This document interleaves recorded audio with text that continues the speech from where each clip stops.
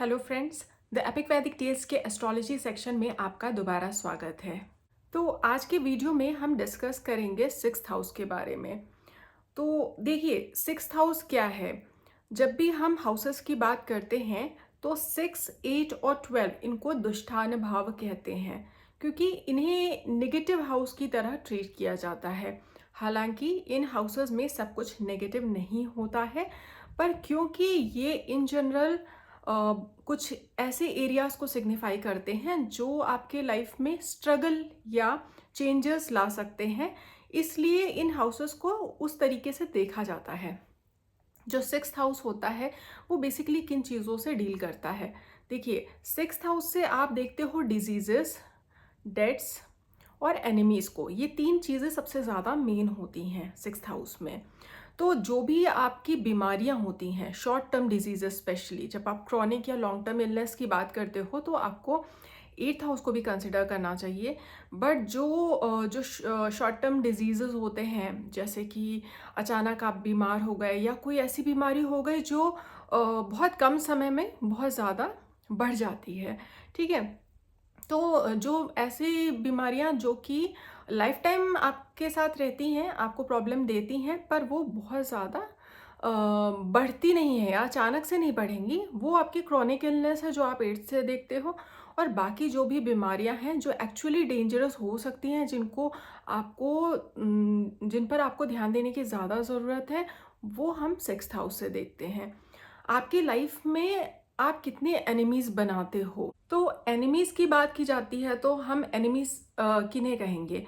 वो लोग जो हमारे अगेंस्ट है, या जो हमारे कॉम्पिटिटर्स हैं, या वो लोग जो हमारा अच्छा नहीं चाहते, हमारा नुकसान करना चाहते हैं। वो जिनके साथ हमारा कोई लीगल बैटल चल रहा हो, ठीक है, किसी लीगल मुद्दे पे कुछ चल रहा हो, इशू चल रहा हो, ये सारे हम एक तरह से एनिमी की तरह काउंट कर सकते हैं। वो कॉम्पिटिटर्स भी हो सकते हैं, हो सकता है वो एक्चुअली आपको हार्म करने की कोशिश ना कर रहे हो, बट आप किसी सेम चीज़ को पाने के लिए compete कर रहे हो। तो sixth house house of competitions भी है।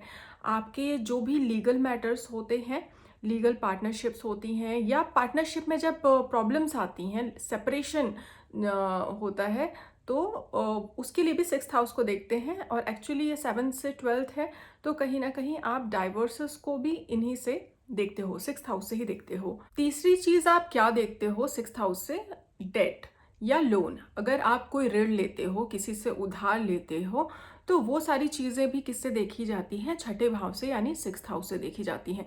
जहां भी बात फाइनेंशियल ट्रांजैक्शंस की हो, तोल मोल करना, ठीक है, किसी चीज का प्रॉफिट या लॉस मार्जिन समझना। अगर किसी इंसान का सिक्स्थ हाउस देखिए बहुत स्ट्रांग है, सीधी सी बात है, तो वो इंसान हर चीज में नफा नुकसान देखेगा, ठीक है। वो कैलकुलेशन बेस्ड उसका माइंड चलेगा। मरकरी रूल साइन भी है यहाँ, मतलब सॉरी, नेटल चार्ट में आपका जो कालपुरुष कुंडली है उसमें मरकरी रूल करते हैं सिक्स्थ हाउस को। तो सिक्स्थ हाउस में कहीं ना कहीं मरकरी की कुछ तो एनर्जी है ना। तो मरकरी क्या सिग्निफाई करता है। मरकरी अगर किसी का स्ट्रांग हो तो ऐसा इंसान बहुत ही ज़्यादा प्रैक्टिकल होगा, ठीक है, डिसीजन मेकिंग में अच्छा होगा और बहुत कैलकुलेटिव होगा। जो मरकरी की एनर्जी होती है ना, वो कहीं ना कहीं इसमें लाई करती है, कैलकुलेशंस में, फाइनेंशियल ट्रांजैक्शंस में। कई बार इसीलिए आपने देखा होगा, जिन लोगों का मरकरी वर्गों में होता है या मरकरी सिक्स्थ हाउस में होता है, ऐसे लोग हर चीज़ मोल भाव करके करते हैं, ठीक है। वो बहुत ही कैलकुलेटिव होते हैं और वो कोई रैंडम डिसीजन नहीं लेंगे। वो आपके साथ नॉर्मल इंटरेक्शन भी करेंगे ना, तो भी आप ये समझ लो कि वो बहुत स्मार्टली आपको जज कर रहे हैं, और आपसे बात करते टाइम उनके दिमाग में ये चलता रहेगा कि कौन सी चीज़ वो आपसे कैसे निकलवा सकते हैं। तो थोड़े मैनिपुलेटिव नेचर के भी हो सकते हैं, बट सारे रॉन्ग ट्रेड्स नहीं होते हैं। मैं एक जनरल क्वालिटी बता रही हूँ मरकरी की। मरकरी जिनका बहुत स्ट्रांग होता है, इसीलिए वो अच्छे बिजनेसमैन या फिर फाइनेंस और इन सब एरियाज में वो बहुत अच्छा करते हैं, because strong Mercury is a sign of a very practical mind. तो ये तो एक जनरल बात थी कि आपका sixth house debts, loans, competitors, आपके कंपटीशन की जो भावना है, और आपके एनिमीज, आपके बीमारियां, एक्सीडेंट्स इनको शो करता है। बट उसके सिवा भी जो आपकी डे टू डे एक्टिविटीज़ हैं, मंडेन एक्टिविटीज़ हैं, उनको भी सिक्स्थ हाउस से देखते हैं। उसके बाद सर्विस को भी सिक्स्थ हाउस से देखा जाता है। सेवा का जो भाव होता है या सेवा करना, ऋण किसी भी तरह का आपके ऊपर होता है तो आप क्या करते हो, उसको चुकाने के लिए काम करते हो ना। तो सिक्स्थ हाउस ऋण का भी है और साथ में काम का भी है, सर्विस का। और सिक्स्थ हाउस को अगर आप और बेटर समझना चाहते हो ना, तो सिक्स्थ और ट्वेल्थ के एक्सेस को भी समझो, क्योंकि सिक्स्थ से जो सेवेंथ हाउस है वो आपका ट्वेल्थ हाउस है, और वो सिक्स्थ हाउस से बिल्कुल ऑपोजिट हाउस भी है। तो opposite in the sense nature wise बहुत ऑपोजिट है। छठा भाव किसका होता है? सर्विस का, सेवा करने का, सेवा भाव का। और 12वां क्या होता है? त्याग का भाव होता है। तो सेवा से भी त्याग, ऐसे लोग जो होते हैं ना जिनका बहुत सारा प्लैनेट ट्वेल्थ हाउस में होता है, आप उनको देखो, और एक कोई इंसान ऐसा हो जिसके 3-4 प्लैनेट सिक्स्थ हाउस में है, उसको देखो, तो दोनों में आपको क्लियर डिफरेंस समझ में आएगा। जिसके भी सिक्स्थ हाउस में बहुत ज़्यादा प्लैनेट्स होंगे वो इंसान ज़्यादा एक्टिव होगा, उसके अंदर ज़्यादा सेवा भाव होगा। ये ऐसे लोग होंगे जो फिजिकली बहुत एग्जॉस्ट करते हैं खुद को, मतलब वो फिजिकली अवेलेबल भी रहते हैं। मतलब ऐसा नहीं है कि आप उनसे काम करवाओगे तभी वो करेंगे। ये ऐसे लोग होते हैं जो जल्दी मान जाएंगे, अगर आप उनसे हेल्प लेना चाहोगे तो वो जल्दी हेल्प करने के लिए रेडी हो जाएंगे। वही ट्वेल्थ हाउस में जिनके 3-4 प्लैनेट्स हैं, आप उनको देखोगे तो वो थोड़ा अवॉइड करेंगे। वो पहले तो जल्दी सोशलाइज नहीं करेंगे, इंटरैक्ट करने की कोशिश नहीं करेंगे, और वो कोशिश करेंगे कि वो जितना हो सके फिजिकल एग्जॉशन से बचें। तो ऐसे लोग स्पिरिचुअली या मेंटली बहुत एक्टिव हो सकते हैं, बट फिजिकली बहुत एक्टिव हों इसके चांसेस कम होते हैं जब आपके बहुत सारे प्लैनेट्स ट्वेल्थ हाउस में होते हैं। स्पेशली अगर बेनिफिक्स हैं तो ऐसे लोग थोड़े ज़्यादा आराम तलब भी हो सकते हैं, थोड़े लेजी कैटेगरी में भी जा सकते हैं। किसी के सिक्स्थ हाउस में अगर ज़्यादा प्लैनेट्स हैं, आप उसको देखोगे तो उसको अगर आपको कोई डिबेट करना है या कोई आर्ग्यूमेंट हुआ तो वो इंसान बहुत ज़्यादा आपसे आर्ग्यू करेगा या डिबेट करेगा, ऐसा पॉसिबिलिटी है। बट जब आप ट्वेल्थ हाउस में अगर किसी के 3-4 प्लैनेट्स हैं, ज़्यादा प्लैनेट्स बैठे हैं, वो इंसान अवॉइड करेगा, वो बच के निकलने की कोशिश करेगा इस तरह के किसी भी डिबेट, आर्ग्यूमेंट या किसी भी तरह के कॉम्पिटिशन से। बहुत ज़्यादा प्लैनेट्स जिनके ट्वेल्थ हाउस में होते हैं वो बहुत कॉम्पिटिटिव नहीं होते हैं, अनलेस उनके सिक्स्थ हाउस या थर्ड 11th में प्लैनेट्स हों या स्ट्रॉन्ग प्लैनेट्स हों, ठीक है। और स्पेशली अगर सिक्स्थ में किसी के मेलेफिक ज़्यादा हैं तो वो लोग ज़्यादा कॉम्पिटिटिव होते हैं कंपैरेटिवली।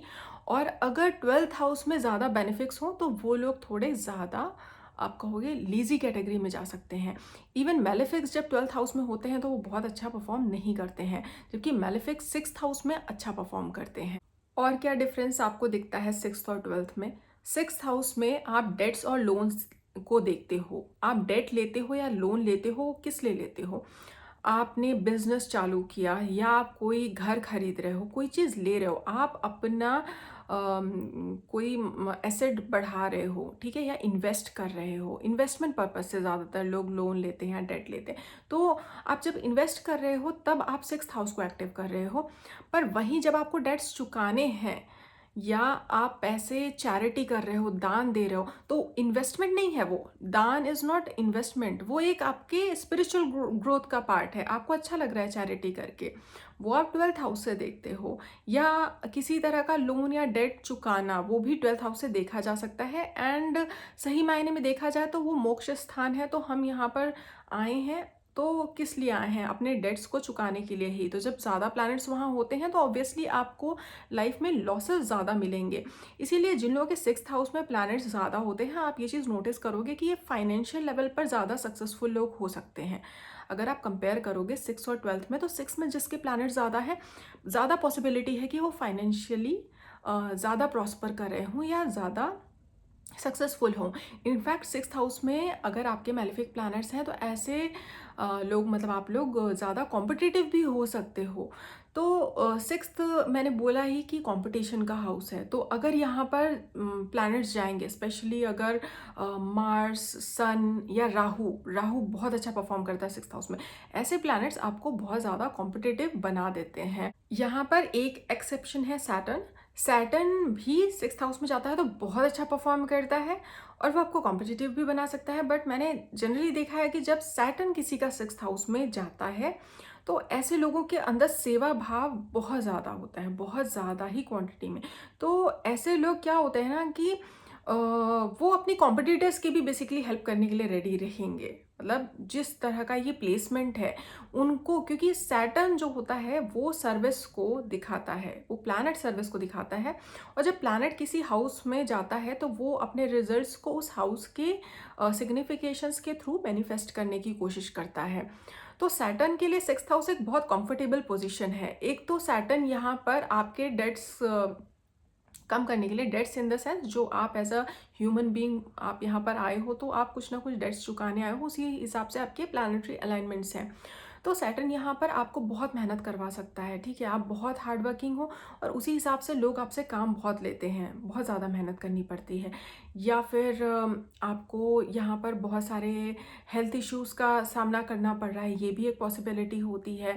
या सफरिंग्स बढ़ा सकते हैं यहाँ पर आके। तो सैटर्न के लिए कंफर्टेबल पोजीशन है। बट किसी का सैटर्न अगर अच्छी डिग्निटी में भी है यहाँ पर, तो ऐसा इंसान स्ट्रांग तो होगा और हेल्थ इश्यूज से भी अपना अच्छे से फाइट कर लेगा। बट ऐसा इंसान मतलब ऐसे लोगों का जल्दी लोग फ़ायदा उठाते हैं। फ़ायदा उठाना मतलब कि उनसे ज़्यादा काम लेंगे। वो एक्टिव हैं, वो खुद भी आपकी हेल्प करना चाहते हैं, पर आप उनको फॉर ग्रांटेड ले लेते हो क्योंकि वो ऑलरेडी आपके लिए आपकी सर्विस में इतना ज़्यादा अवेलेबल रहते हैं। तो सैटर्न के इस प्लेसमेंट से आपको ये चीज़ देखने को मिल सकती है।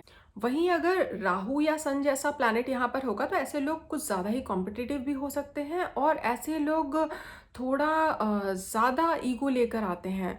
अगर वो सर्विस सेक्टर में भी जा रहे हैं तो वो चाहेंगे कि वो ऐसे पोजीशन पे रहें जो जहाँ पर उनके पास भी अच्छा खासा कंट्रोल हो, या एडमिनिस्ट्रेटिव पोजीशंस पे, बिकॉज ऐसे लोग ज़्यादा कॉम्पिटिटिव नेचर के होते हैं। और राहु का पोजीशन सिक्स्थ हाउस में एक्चुअली अच्छा भी है, बिकॉज ये एक उपज्य हाउस है, ओवर टाइम इम्प्रूव करता है। और राहु ऐसा प्लैनेट है जो अगर इस तरह के हाउस में है जहाँ पर आपको मटेरियल फुलफिलमेंट मिल सकता है, तो राहु की एनर्जी जो है बहुत अच्छे तरीके से मैनिफेस्ट होती है। राहु बेसिकली आपके सारे डिज़ायर्स फुलफिल करने के लिए केपेबल है अगर वहाँ अच्छी डिग्निटी में बैठा है तो। वहीं अगर सन सिक्स्थ हाउस में है तो सन की वजह से भी आप बहुत कॉम्पिटिटिव हो सकते हो। स्पेशली ये एक फीलिंग आना बहुत ऑब्वियस है इस पोजीशन के साथ, इस प्लेसमेंट के साथ, कि हमें किसी के आगे झुकना नहीं है, हमें किसी से हारना नहीं है। सन आपको बहुत डोमिनेटिंग बना सकता है सिक्स्थ हाउस में, और ऐसे लोग जल्दी अपने एनिमीज़ के सामने गिव अप नहीं करना चाहते हैं। वो जब भी किसी तरह के कंपटीशन या इस तरह के किसी सिचुएशन में होते हैं, they always want to dominate and they always want to win. Mars भी सिक्स्थ हाउस में अच्छा परफॉर्म करता है। देखिए, मार्स आपका स्ट्रेंथ है, आपकी विल पावर को भी शो करता है मार्स। तो जहाँ पर भी मार्स बैठा होता है वहाँ पर आपकी एक्टिविटी लेवल ज़्यादा होती है। इसके प्रोबेबिलिटी हमेशा ज़्यादा रहेगी कि जिस हाउस में मार्स प्लेस्ड है वहाँ पर आप थोड़ा ज़्यादा एक्टिव रहने की कोशिश करोगे। तो ऑब्वियसली जो सिक्स्थ हाउस है वो ऐसा हाउस है जो कंपटीशन को शो करता है, जो सर्विस को शो करता है, हार्डवर्क को शो करता है, ठीक है। तो ऐसी जगह पे अगर मार्स है तो ऐसा इंसान ऑब्वियसली ज़्यादा एक्टिव रहने का ट्राई करेगा। ऐसे लोग किसी भी तरह के आर्ग्यूमेंट में कोशिश करेंगे कि अपना फुल दें, और कॉम्पिटिशन्स में भी they will always try to win. वो compete करने की अच्छी कैपेबिलिटी होती है उनके अंदर। और मार्स यहाँ पर है तो ऑब्वियसली आप डिसिप्लिन रहने की कोशिश करोगे, क्योंकि आपकी रेगुलर मंडेन एक्टिविटीज़ को भी सिक्स्थ हाउस शो करता है। तो अगर मार्स है तो मतलब आपके डेली लाइफ में डिसिप्लिन है। आपको हो सकता है जिम जाना पसंद हो या अपने हेल्थ का ध्यान रखना पसंद हो। तो ये भी एक पॉसिबिलिटी है मार्स के इस प्लेसमेंट के साथ। यहाँ ये भी समझने की ज़रूरत है, और ये सभी प्लेसमेंट्स के लिए मैं कह रही हूँ कि आप किसी भी प्लेसमेंट को स्टडी करते हो, जैसे सिक्स्थ हाउस में किसी एक प्लैनेट के रिजल्ट्स बताए, तो वो आपको ये भी चेक करना है कि किसी और प्लैनेट के रिजल्ट्स की वजह से बैलेंस तो नहीं हो रहा है। सपोज करिए मैंने कहा कि मार्स 6th हाउस में है, उससे आप ज़्यादा कॉम्पिटिटिव बनोगे, एक्टिव बनोगे, डिसिप्लिन लाने की कोशिश करोगे अपने रेगुलर लाइफ में। बट सपोज करो मार्स आपका 6th हाउस में अकेले बैठा है और वहाँ पे 12th हाउस में आपके 3-4 प्लैनेट्स बैठे हुए हैं, तो कहीं ना कहीं वहाँ पर रिजल्ट्स थोड़े चेंज होंगे। तो इसीलिए आपको ये हर जगह कंपेयर करना है। फॉर एग्जाम्पल जो आपके अर्थ स्थान हैं, जो भी भाव हैं जो अर्थ मतलब फाइनेंस को शो करते हैं, तो आप उनमें देखोगे प्लैनेट्स जब होंगे तो आप अपने फाइनेंसेस को इम्प्रूव करने के लिए ज़्यादा कोशिश करोगे। ठीक है। वहीं अगर मोक्ष स्थान है, वो भाव है जहाँ पर कहोगे स्पिरिचुअलिटी ज़्यादा डोमिनेंट है, तो ऐसी जगह पे जब प्लैनेट्स होंगे तो वो लोग बहुत ज़्यादा कॉम्पिटेटिव आपको जनरली नहीं मिलेंगे। अगर 12th हाउस में बहुत सारे प्लैनेट्स हैं, 8th हाउस में बहुत सारे प्लैनेट्स हैं, 4th हाउस में बहुत सारे प्लैनेट्स हैं, ऐसे लोग अपने कंफर्ट जोन को बहुत महत्व देंगे, मेंटल पीस को बहुत महत्व देंगे, स्पिरिचुअल भी हो सकते हैं आउटलुक में, डिपेंडिंग ऑन बेनिफिक प्लैनेट है या मेलिफिक प्लैनेट है। तो ओवरऑल रिजल्ट्स देखकर ही आपको एनालाइज करना चाहिए। देखिए जो भी मेलिफिक प्लैनेट्स मैंने बताए, मार्स हो गया, सन, राहु और सैटर्न, तो अगर ये ऑब्वियसली 6th हाउस में है तो कॉम्पिटिटिव भी आप होंगे और आप जल्दी सरेंडर नहीं करना चाहते हो किसी के भी सामने। लेकिन अगर बेनिफिक्स प्लैनेट होंगे तो कैसे रिजल्ट मिलेंगे? देखिए बेनिफिक प्लैनेट्स के साथ क्या होता है ना कि लड़ने की क्षमता आपकी कम हो जाती है, या फाइट करने की क्षमता कहूँगी कम हो जाती है, क्योंकि ये ऐसा प्लेस है जहाँ पर आपको high energy, high activity level चाहिए। तो फेयरी साइन बहुत अच्छा परफॉर्म करते हैं या मेलेफिक्स अच्छा परफॉर्म करते हैं। बेनिफिक्स जो होते हैं उनमें कुछ पॉजिटिव चीज़ें या पॉजिटिव रिजल्ट्स आपको यहाँ देखने को मिलेंगे, बट बहुत अच्छा नहीं माना जाता है। फॉर एग्जाम्पल मून को लेते हैं, तो मून अगर 6th हाउस में है तो आपको कैसे रिजल्ट्स मिलेंगे? तो अगर 6th हाउस में मून जाता है तो कैसे रिजल्ट्स मिलेंगे? देखिए अगेन ये जनरलाइज नहीं है, बट मतलब सॉरी, ये सबके लिए नहीं है कि यही रिजल्ट्स होंगे, उसके लिए बाकी कॉम्बिनेशंस भी देखने हैं। बट एक जनरल देखा गया है कि अगर मून 6th हाउस में होता है तो ऐसे लोग थोड़ा ज़्यादा कहूँगी आर्गुमेंटेटिव होते हैं, जल्दी झगड़ा कर लेंगे, मतलब जल्दी बहस कर लेंगे किसी भी बात पर। तो ऐसे लोग हो सकता है अंदर से बहुत स्ट्रांग ना हो, या अगर उनके सामने कोई कॉम्पिटिटर हो तो उसमें विन करने की शायद शक्ति ना हो भी सकती है, depending on other combinations, but they are not very strong in comparison to their enemies. अगर सिर्फ यही एक कॉम्बिनेशन आप लेकर चल रहे हो, मून इन 6th हाउस, लेकिन फिर भी वो ऐसा है कि मून क्योंकि 6th में है और 6th हाउस ही क्या है आपका कंपटीशन का है, तो दिमाग वहीं पर बार बार जाएगा कि मैं किसी के सामने क्यों झुकूं, या मुझे इस आर्गुमेंट में बैकआउट नहीं करना है, मुझे लड़ना है। तो ऐसे लोग अक्सर करके इनकी जो पब्लिक इमेज होती है वो थोड़ी ऐसी आती है कि ये थोड़े झगड़ालू टाइप के हैं। मून जब 6th हाउस में होता है तो ऐसे लोगों का इन सब चीज़ों में बहुत ज़्यादा दिमाग जाता भी है। For example 6th house moon वाले लोग बहुत ट्रस्ट नहीं कर पाते हैं बाकी लोगों पे, क्योंकि उनको हर किसी में अपना एनिमी या कॉम्पिटिटर दिखता है, तो वो बहुत टाइम लेते हैं किसी पे भी ट्रस्ट करने में, और बहुत जल्दी किसी के साथ एडजस्ट नहीं कर पाते। मून अगर 6th हाउस में है, क्योंकि मून एक तरह से ऐसे भी बहुत इंपॉर्टेंट प्लैनेट होता है, तो अगर 6th हाउस में वो जाता है तो कहीं ना कहीं आपकी पर्सनालिटी और आपके स्वभाव को भी बताता है, और आपको क्या चीज़ें पसंद हैं, किन चीज़ों में आपका रुझान है, उसको भी शो करता है। तो मून जब 6th हाउस में जाता है तो ऐसे लोग जो हैं वो थोड़ा सा इस नेचर के हो सकते हैं कि उनकी जो रूटीन लाइफ या मतलब कि डेली एक्टिविटीज से जुड़ी हुई जो चीज़ें हैं उनको लेकर बहुत ही ज़्यादा पर्टिकुलर या पजेसिव हों। तो अगर उन्होंने मान लिया कि ये मेरी रूटीन है या इस तरह से मेरे लाइफ में चीज़ें होनी चाहिए, तो वो उस चेन को ब्रेक जल्दी नहीं करना चाहेंगे किसी और के लिए। मैंने पहले भी कहा था उनको थोड़ा एडजस्ट करने में प्रॉब्लम होती है, जो 6th हाउस मून वाले लोग होते हैं। और क्या होता है ना कि ऐसे लोग अपने डाइट या हेल्थ को लेकर भी बहुत कॉन्शियस हो सकते हैं, क्योंकि 6th हाउस आपके हेल्थ का भी होता है और मून वहाँ पर है, तो आप 24/7 किस चीज़ के बारे में सबसे ज़्यादा सोच रहे हो, वो आप अपने हेल्थ के बारे में बहुत ज़्यादा सोच रहे हो। तो मून जब 6th हाउस में जाता है तो 6th हाउस रिलेटेड जितनी भी चीज़ें हैं वो कहीं ना कहीं आपके लाइफ में आपका एक कह सकते हैं फोकस पॉइंट होती है। तो आपका अटेंशन उस जगह पर, उस फेयर में बहुत ज़्यादा जाता है। इसी वजह से 6th हाउस मून वाले लोग ज़्यादा परेशान रहते हैं, क्योंकि आपका जो अटेंशन है वो ऐसी जगह पे ऐसी चीज़ों पर है जो नेगेटिव हैं। ठीक है? आप ध्यान दे रहे हो कि कौन मेरा दुश्मन है, कौन नहीं है, मुझे किसके साथ कम्पीट करना है, कौन मेरे फ़ेवर में है, कौन मेरे अगेंस्ट में है। आपके लिए हर चीज़ लड़ाई की तरह है, या फिर आप एडजस्ट नहीं करना चाहते, आप अपना रूटीन ब्रेक नहीं करना चाहते, आप अपने हेल्थ को लेके बहुत ऑब्सेस्ड हो। तो कोई भी चीज़ ओवर में होती है तो वो प्रॉब्लम करती है। तो 6th हाउस पोज़ीशन मून के लिए इसी वजह से बहुत अच्छा नहीं है। अभी मरकरी 6th हाउस में जाएगा तो कैसे रिजल्ट्स मिलेंगे? देखिए, मरकरी वैसे तो 6th हाउस की एनर्जी से मरकरी की एनर्जी काफ़ी मैच करती है काफ़ी हद तक, बट अगेन मरकरी एक बेनिफिक प्लैनेट है।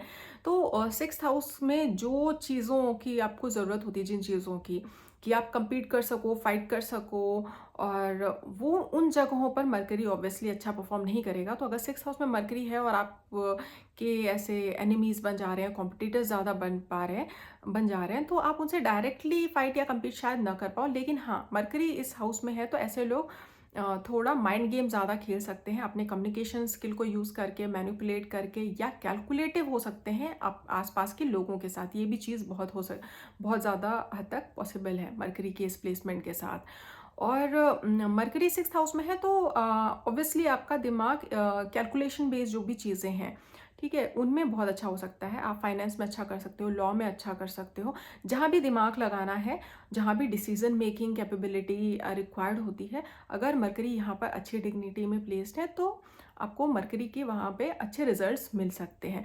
फ्रेंड्स बनाना थोड़ा मुश्किल होता है क्योंकि अब मरकरी आपका जो है वो जाकर 6th हाउस में बैठ गया है एनिमीज़ का।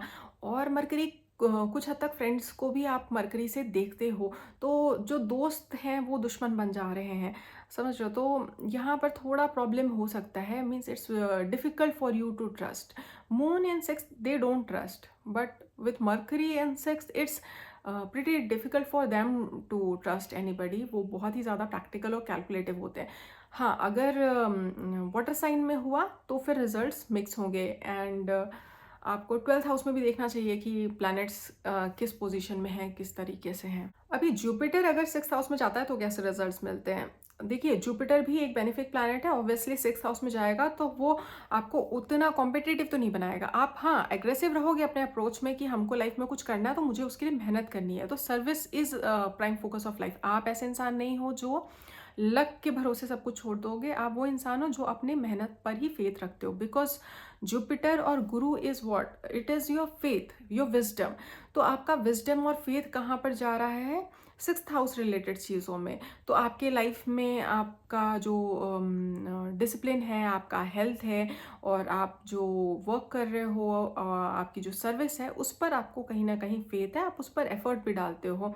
और बाकी जो एरियाज़ हैं जैसे कंपटीशन और एनिमिटी, ये सब, उन सब मामलों में आप बहुत एग्रेसिव नहीं हो क्योंकि वो जुपिटर का नेचर नहीं है। जुपिटर एक बहुत ही बेनेवलेंट प्लैनेट है, फॉरगिविंग नेचर का प्लैनेट है। इसलिए ऐसे लोग जल्दी किसी से दुश्मनी लेना नहीं चाहेंगे, किसी से लड़ना नहीं चाहेंगे।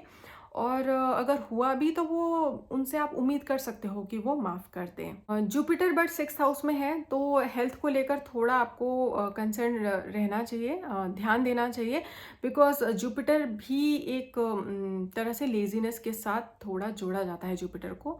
तो लिवर रिलेटेड प्रॉब्लम्स भी जुपिटर मतलब वहाँ पर दे सकता है, या फिर शुगर से रिलेटेड आपको शुगर इनटेक अपना कंट्रोल में रखना चाहिए। एंड आपको अपने खान पान पे, अपने मेटाबॉलिज्म पे बहुत खासा ध्यान देना पड़ता है जुपिटर अगर इस पोजीशन में है, क्योंकि जुपिटर बहुत ज़्यादा डिसिप्लिन को नहीं शो करते हैं लाइफ में। और अगर अदर प्लैनेट्स हैं तो वो ऑब्वियसली उस रिजल्ट को बैलेंस कर देंगे, बट अदरवाइज आपको थोड़ा सा ध्यान रखने की ज़रूरत है। वीनस अगर 6th हाउस में है तो कैसे रिजल्ट्स मिल सकते हैं? देखिए, वीनस जो है वो रिलेशनशिप्स को शो करता है, और लड़कों के चार्ट में तो उनकी लाइफ पार्टनर को भी शो करता है। तो वो अगर 6th हाउस में जा रहा है तो वो बहुत अच्छा पोजीशन नहीं है। ऐसे भी अगर आप देखो तो वीनस के लिए वर्गो जो होता है एक पोजीशन है डेबिलिटेशन का, ठीक है? तो वीनस जो है 12th हाउस में बहुत अच्छा परफॉर्म करता है। तो अगर कोई प्लैनेट किसी हाउस में बहुत अच्छा परफॉर्म करेगा तो जाहिर सी बात है उसके ठीक ऑपोजिट वाले हाउस में वो उतना अच्छा परफॉर्म तो नहीं करेगा। तो वीनस कैसा प्लैनेट है? वीनस नेचुरली, वीनस की क्या टेंडेंसी होती है एज अ प्लैनेट? वीनस चाहता है कि वो आपको अच्छे रिजल्ट्स दे, ठीक है? तो वीनस की क्या टेंडेंसी होगी कि वो नेटिव को सारे कंफर्ट्स दे, लग्जरीज दे। अगर वीनस अच्छी डिग्निटी में है तो वीनस हर तरह का कंफर्ट, लग्जरी, ब्यूटी, क्लास, हर चीज़ अच्छी देने की कोशिश करेगा आपको। और वो चीज़ें कहाँ से आती हैं, आप कंफर्ट कहाँ से पाते हो? अगर आपको अच्छे से आराम करने को मिलेगा, that is comfort for you. अगर आपको सोने के लिए अच्छा बेड मिल रहा है, रहने के लिए अच्छा घर मिल रहा है, चलने के लिए, कहीं जाने के लिए अच्छा ट्रांसपोर्ट अवेलेबल है, अच्छी गाड़ी है आपके पास, स्पेंड करने के लिए पैसा है जिसे आप केयरलेसली स्पेंड कर पा रहे हो, तो वो एक स्ट्रॉन्ग वीनस का ट्रेट है, ठीक है। और अगर आपको पता है कि कहाँ खर्च करना है, तो वो भी एक स्ट्रॉन्ग वीनस का ट्रेट है। बट वीनस अगर वर्गो में आ रहा है, जहाँ पे हर चीज़ नाप तोल के करनी है, कैलकुलेट करनी है, जहाँ पे आपको सर्विस पे ज़्यादा फोकस करना है कि मुझे मेहनत करनी है, काम करना है, मुझे पैसे कमाने हैं, बनाने हैं। इट्स नॉट अबाउट एक्सपेंस कि मुझे खर्चा करना है, एंजॉय करना नहीं। Sixth house is about making money, है ना। तो अगर सिक्स्थ हाउस में वीनस जाएगा तो ऑब्वियसली वीनस अपने बेस्ट रिजल्ट्स वहाँ पर जाकर नहीं दे पाएगा। तो ऐसे नेटिव जो होते हैं जिनका वीनस सिक्स्थ हाउस में जा रहा है, वो अपनी लाइफ फुली इंजॉय नहीं कर पाते हैं, बिकॉज उनको मनी बनाने पे फोकस करना है, जहाँ पर आपको एक एग्रेसिव प्लानट चाहिए। यानी आपको compete करना है, जो भी लोग आपके स्फीयर में वर्क कर रहे हैं, आपको इस वर्ल्ड में हर किसी से compete करना है, और आपको अपने फाइनेंसेस को स्ट्रॉन्ग करना है। इन सब चीज़ों के लिए अगर कोई एग्रेसिव प्लानट है तो वो ज़्यादा अच्छा रिजल्ट देगा। राहु हो गया, सन, मार्स, और वीनस जैसा प्लैनेट रहेगा तो वो एक सॉफ्ट प्लैनेट है, तो वहाँ पर वो अच्छे रिजल्ट्स नहीं दे पाए। ऐसे लोगों के लिए मैं कहूँगी एक चीज़ कि वो बेमन की मेहनत ज़्यादा हो जाती है कई बार। आई मीन वो इंजॉय करना तो चाहते हैं लेकिन उनके अंदर वो कैपेसिटी है नहीं। बहुत बार ऐसा हो सकता है कि ऐसे लोग पैसा खर्च ही ना करना चाहें, बिकॉज वीनस सिक्स्थ हाउस में जा रहा है, it's making it very calculative. तो जहाँ पर आपको अपने कंफर्ट्स, लग्जरीज या इंजॉयमेंट्स पे खर्चा करना है, आप वो खर्चा नहीं करना चाहते हो, लेकिन हाँ, ऐसे इस पोजीशन के साथ इन्वेस्टमेंट अच्छा होता है। तो ऐसे लोग अपने कंफर्ट या लग्जरीज पे खर्च करने से ज़्यादा बेहतर समझेंगे कि हमें अपने फ्यूचर के लिए इन्वेस्ट करना है या हमें पैसे से पैसा बनाना है, उस पर ज़्यादा फोकस करने की कोशिश करेंगे। अगेन वीनस रिलेशनशिप को भी शो करता है, तो अगर सिक्स्थ हाउस में वीनस जा रहा है तो रिलेशनशिप के लिए बहुत अच्छा पोजीशन नहीं है। लड़कियों की वजह से, लड़कों के चार्ट में बता रही हूँ क्योंकि उनके केस में वीनस उनकी फीमेल पार्टनर को भी शो करता है। तो अगर वीनस आपके चार्ट में सिक्स्थ हाउस में है तो किसी फीमेल पार्टनर की वजह से या किसी लड़की की वजह से आपकी लाइफ में कोई डिफ़िकल्टी आ जाए, इसकी संभावना बढ़ जाती है, और लीगल प्रॉब्लम हो जाए इसके भी चांसेस बढ़ जाते हैं इस प्लेसमेंट के साथ। तो उससे थोड़ा आपको केयरफुली जज करना चाहिए इस प्लेसमेंट को वीनस के, क्योंकि ये रिलेशनशिप के लिए बहुत बहुत अच्छा प्लेसमेंट तो नहीं है। और ये भी एक पॉसिबिलिटी है कि अगर वीनस आपका सिक्स्थ हाउस में है तो कहीं ना कहीं आपका कोई ना कोई कार्मिक डेट भी जुड़ा हुआ है रिलेशनशिप को लेकर। तो वहाँ पर आपको एक तरह से कहें तो बिना एक्सपेक्टेशन के जो सेवा भाव है वो रखनी ज़रूरी है, जब जब अगर वीनस आपका सिक्स्थ हाउस में होता है, तो otherwise it will create problem for you. लड़कियों के केस में सिक्स्थ हाउस में अगर वीनस है तो कई बार ऐसा देखा गया है कि ऐसी लड़कियों के लड़कियों से ज़्यादा नहीं बनता, लड़कियों से उनका ज़्यादा नहीं बनता। फीमेल फ्रेंड्स हो सकता है कम हो, और फ्रेंड्स हों तो मेल फ्रेंड से ज़्यादा अच्छी कंपैटिबिलिटी हो या मेल फ्रेंड से ज़्यादा बने। इनफैक्ट लड़कियों के चार्ट में अगर मून वीनस दोनों ही सिक्स्थ हाउस में है तो ऐसे लड़कियों का लड़कियों से बनना थोड़ा ज़्यादा मुश्किल होता है, डिफ़िकल्ट होता है। बट एनीवेज अगर वीनस सिक्स्थ हाउस में है तो ऐसे लोग हीलिंग प्रोफेशन में बहुत अच्छा कर सकते हैं। बहुत सारे डॉक्टर्स और हीलर्स के चार्ट में ये कॉम्बिनेशन होता है अगर वीनस बहुत अच्छी डिग्निटी में है तो, क्योंकि शुक्राचार्य वो असुरों के गुरु हैं, ठीक है। हमारे जो साहित्य है उसमें उनको असुरों का गुरु कहा गया है, और उनके पास संजीवनी विद्या थी। ये एक बहुत पॉपुलर स्टोरी है, मैं डिटेल में नहीं जाऊंगी, बट उनकी संजीवनी विद्या इतनी स्ट्रांग थी कि उसको सीखने के लिए एक बार स्वयं गुरु बृहस्पति ने अपने बेटे को एक स्पाई बनाकर उनके पास भेजा था। तो जब भी हीलिंग की बात आती है तो कहीं न कहीं उसको शुक्राचार्य से बहुत ज़्यादा एसोसिएट किया जाता है। तो जब भी वीनस 6th हाउस में होता है तो ऐसे लोग मेडिकल या हीलिंग लाइन में बहुत अच्छा कर सकते हैं। देखिए, अब बात करते हैं हम केतु की, ठीक है? तो केतु कैसा है? केतु का पोज़ीशन 6th हाउस में थोड़ा ट्रिकी है, बिकॉज़ केतु है तो malefic planet, but 6th house के जो भी सिग्निफिकेशंस हैं उसके साथ केतु का नेचर बहुत मैच नहीं करता है। इस वजह से केतु के लिए 6th हाउस का पोजीशन बहुत अच्छा पोजीशन नहीं है। अभी इसको समझते हैं। देखिए, केतु को जो है इन प्लैनेट्स में, अगर आपको मोक्ष चाहिए तो उसके लिए केतु को बहुत अच्छा माना जाता है। क्यों? क्योंकि वो जिस भी हाउस में रहता है तो उस हाउस से थोड़ा डिटैचमेंट शो करता है। अगर स्टार्टिंग में ना भी करता हो तो वो बाद में चलकर डिटैचमेंट शो करने लगेगा।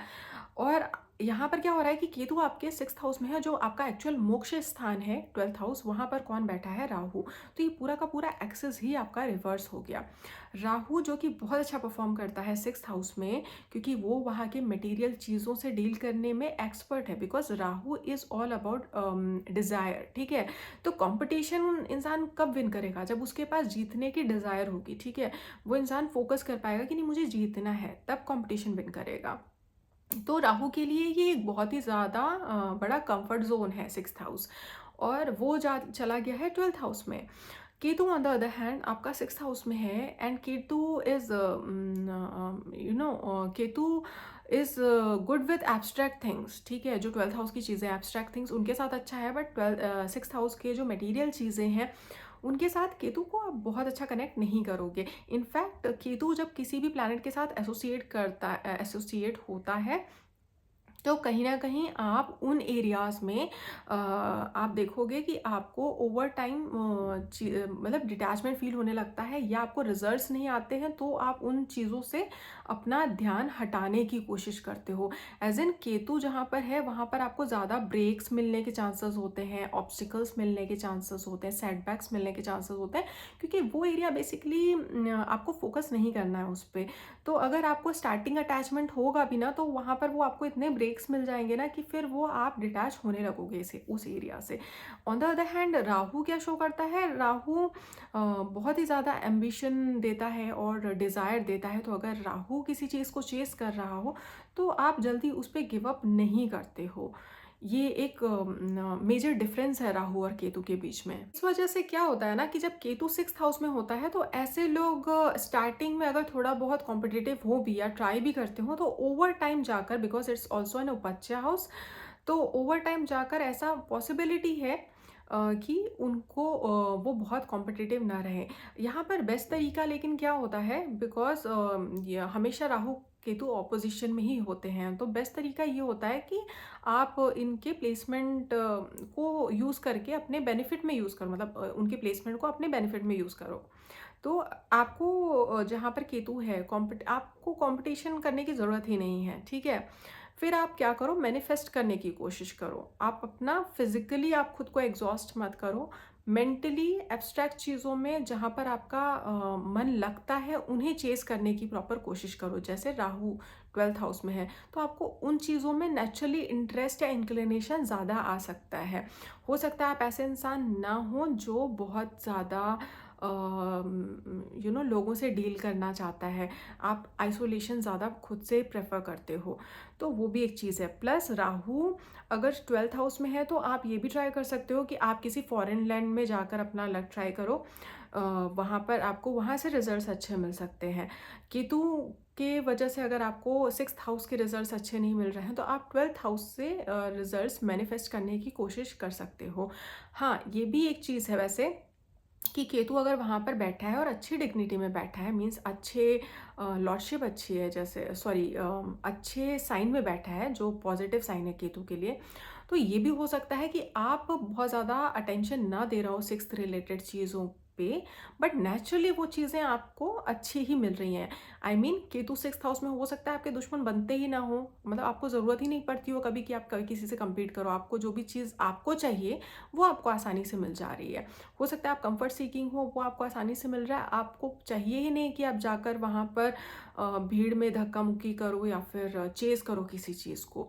तो तो ये भी एक चीज़ है और ये एक प्लस पॉइंट की तरह काउंट हो सकता है। अगर केतु 6th हाउस में है तो हो सकता है 6 रिलेटेड चीज़ें आपको डील कम करनी पड़े लाइफ में। बट हाँ, हेल्थ के लिए ये बहुत अच्छा प्लेसमेंट नहीं है, क्योंकि केतु, मैंने पहले भी कहा, कुछ किसी तरह का ब्रेक या किसी तरह का सेटबैक होता है उसको भी हम केतु से एसोसिएट करते हैं।